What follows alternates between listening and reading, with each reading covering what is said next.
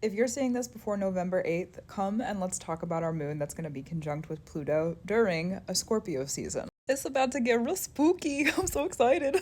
The moon is going to be conjunct with Pluto at 29 degrees. We're also going to have Mars fresh into Leo, which is ruled by the sun, and the sun is going to be in Scorpio. Not to mention, but I'm going to mention it because it's important, Mars in Leo is going to be it'll be in an opposition. I had to think about it. It's going to be in an opposition to Pluto and the moon. So we have Mars in the sun, Leo, that is ruled by Scorpio, in an opposite to where Pluto and the moon are. Do you realize how intensely this is going to rule over like the whole entire chart? Oh my goodness. Saturn's still going to be retrograde. Neptune's still going to be retrograde. It's not going to be quite the first quarter moon yet, so we're still in that like preparing time. We're still weaving work that we can't see all the way, especially too with it being a new moon that's on Halloween. Then it's going to be like in the veil work, and that in itself is crazy. Moon conjunct Pluto is power, emotional power, hierarchical positions of power through emotion. Mars being in Leo ruled by Scorpio is also prioritization and like war strategization.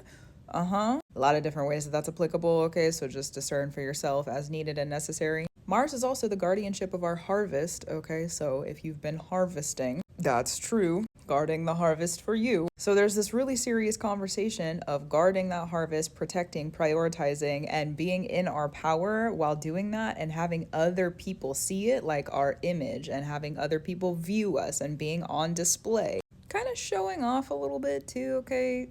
It's Leo, so even though Scorpio's ruling that Leo placement, still it's Leo. And Pluto and Capricorn's at 29 degrees. It's about to move into a new sign. So this is like a really, really serious, like, final, it could be a grab for power. Like if you're like a final grab for power of this is what I've been working on for a really long time. Like I've earned this, I deserve this, this is what I want, this is what I came for, I'm taking this is mine. It could be a day of that. What I recommend too to keep yourself protected in this energy, because it's also Mars. Like Mars can sometimes we need protection in Mars placements, oppositions, conjunctions, and different things like that. So wherever Mars is in your chart, if you're able to, go and retreat to that. The house that it's in, the sign that it's ruled by, go and retreat to that Mars placement. And what do I mean by retreat? Okay, don't be on the street moving your feet. Don't be out in the world, or don't be out in the other houses that Mars is not in, which depending on the house that Mars is in is going to look pretty different, but that's my recommendation for that.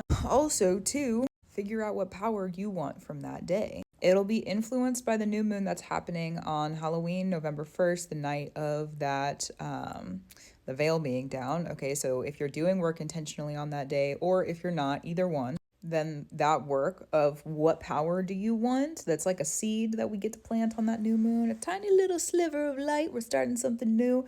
This is the power I want. We may not see very clearly what that power that we want is yet, but we're showing off, we're showing up, we're showing out. This is, I may not understand it fully and completely yet, but I'm here to take what I came for.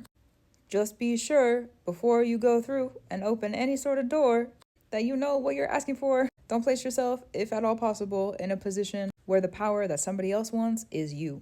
That's a part of the Scorpio story. That's the other way to protect yourself in this transit. Betrayal, manipulation, power grabs, if you're not careful, can be hurtful and harmful. And there's a discernment between other people's emotions are not my responsibility, and I must be a kind, gentle human being, because otherwise things could be hurtful for me. You know, we're all here on the earth, so protect yourself if you need to, but don't overdo it. That's a part of Mars, is understanding the difference between those two. It's going to be different for every person and for every Mars placement, so just discern for yourself what works and doesn't work. Yep. Gratitude, reverence, and love to you. Keep doing what you need to do. Keep up your brew. And may this moon be really good for you, okay? Pluto conjunctions, especially at the end of Pluto and Capricorn, oh my gosh. Pluto conjunctions are like these really big moments of, oh, hi, hey, hello, you wanted this? Here you go. You wanted this power? Oh, now it's yours. Like, it's literally as simple as that. I could delete the other however many minutes of this video probably, and it boils down to just being that simple. Although it does help to know all the other intricacies of it. So anyways, gratitude, reverence, and love to you. Keep it up. Keep doing what you need to do. Keep up your brew. And I'm grateful for you, and I'll talk to you soon. And hopefully you have a good new moon in Scorpio, and happy Halloween, or however you pronounce the celebration of that day or that time. Super good.